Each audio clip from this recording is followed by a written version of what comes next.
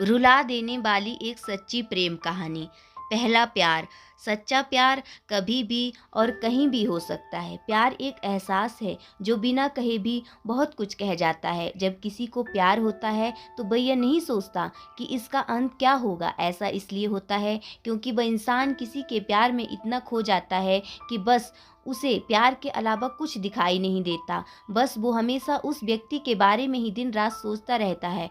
एक लड़का था, वो एक लड़की से बहुत प्यार करता था। वो उस लड़की के लिए कुछ भी करने को तैयार था, लेकिन दिक्कत ये थी कि लड़का बहुत गरीब घर से था, जबकि लड़की बहुत अमीर थी। और दूसरी दिक्कत ये थी कि लड़का अलग कास्ट का था, जिस वजह से दोनों के प्यार में बहुत कठिनाई आ रही थी। वो लड़का उस लड़की से अक्सर पूछता कि तुम मेरे से शादी करोगी? लड़की जवाब देती है, मैं तुमसे ही शादी करना चाहती हूँ, पर मेरे घर वाले इस शादी के लिए कभी राजी नहीं होंगे और मैं भागकर शादी बिल्कुल भी नहीं करूँगी।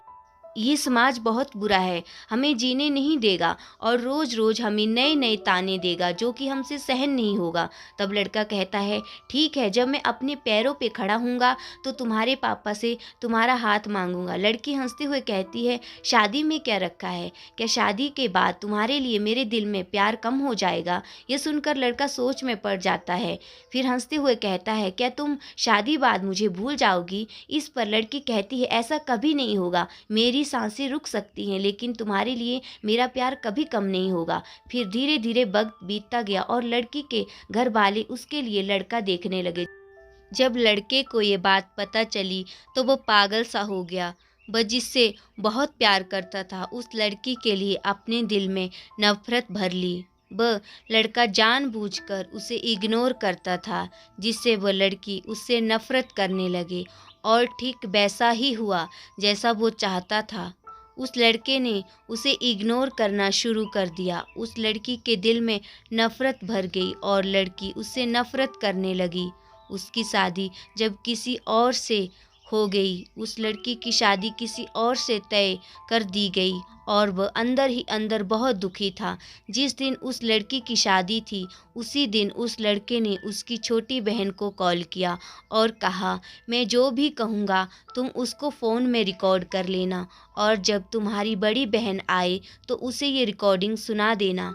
उस लड़की की शादी हो गई और वह शादी के 1 महीने बाद वो अपने मायके आई। उसकी बहन कहती है, दीदी आपको कुछ सुनाना है। वो लड़की हंसकर कहती है, क्या है, जल्दी सुनाओ। जैसे ही वो उस लड़के की रिकॉर्डिंग उसको सुनाती है, उसमें से रोने की आवाज़ आती है। वो अपनी बहन से कहती है, ये आवाज़ तो हर्ष की लग रही है ना? छोटी लड़की कहती है, दीदी जिस दिन आपकी शादी थी उसी दिन हर्ष का कॉल आया था। वो बहुत रो रहा था। आप खुद ही सुनिए वो क्या कह रहा था। फ़ोन की रिकॉर्डिंग चलने पे हर्ष रो रो कर कह रहा था, रीना मैं तुमसे बहुत प्यार करता हूँ और मैं जीते जी तुम्हारी शादी किसी और के साथ नहीं देख सकता। मैं तुमसे बहुत प्यार करता हूँ और मैं चाहता हूँ कि तुम अपनी ज़िंदगी में आगे बढ़ो और जहाँ भी रहो हमेशा खुश रहो। मैं तुम्हें कभी नहीं भूल सकता। इतना कहकर फ़ोन कट जाता है। हर्ष की यह बहन बात सुनकर बहुत रोती है और अपनी बहन पे चिल्लाती है, तुमने मुझे क्यों नहीं बताया जिस दिन हर्ष का फ़ोन आया था। छोटी बहन जवाब देती है, मैं क्या करती दीदी, मैं तो कस्मों के धागे में बंधी हुई थी। वो अपनी बहन को उसी नंबर पे कॉल लगाने को कहती है जिस पे हर्ष का फ़ोन आया था। छोटी बहन पूछती है, क्यों दीदी? वो अपनी बहन को ज़ोर से डांट देती है। छोटी बहन हर्ष को फ़ोन लगाती है। दूसरी तरफ फ़ोन उठाते हैं। हेलो, हेलो आंटी जी, हर्ष कहाँ है? हर्ष की माँ रोने लगती है और कहती है कि अब हर्ष इस दुनिया में नहीं रहा। वो ये सब सुनकर चौंक जाती है और पूछती है, ये कब हुआ और कैसे हुआ? पता नहीं कैसे हर्ष ने अपने आप को ज़िंदगी से दूर कर लिया और कसम खा ली कि किसी से भी शादी नहीं करेगा।